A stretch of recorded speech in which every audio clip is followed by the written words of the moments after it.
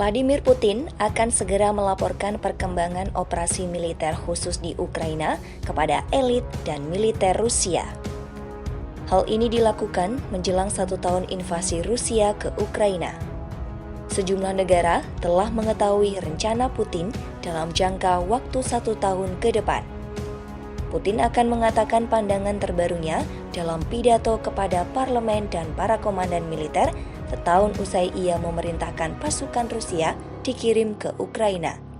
Keputusan itu memancing konfrontasi terbesar dengan Barat sejak era Perang Dingin. Juru bicara Kremlin, Dmitry Peskov mengatakan, di masa yang sulit ini, semua orang menantikan pesan dengan harapan mendengar evaluasi terhadap operasi militer khusus.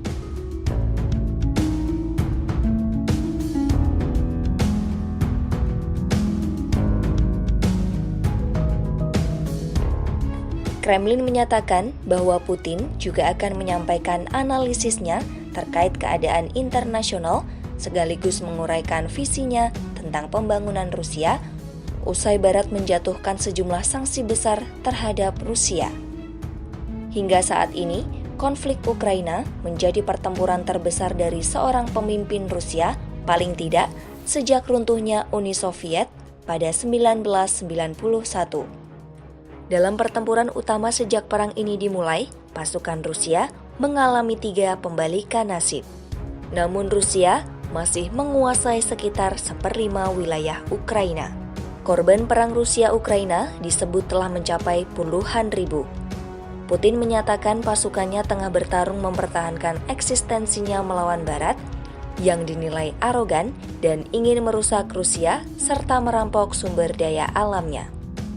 Menurut politisi oposisi Rusia, Alexei Navalny mengatakan bahwa Putin tengah menghancurkan masa depan Rusia demi ambisi pribadinya.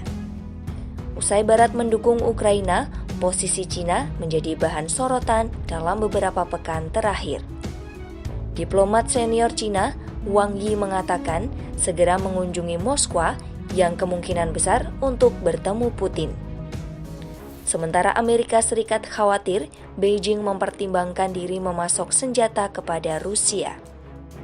Jika Cina memasok senjata ke Rusia, dapat mengubah perang Ukraina menjadi konfrontasi terbuka antara Rusia dan Cina, sedangkan di sisi lain, Ukraina dan aliansi militer NATO pimpinan Amerika Serikat.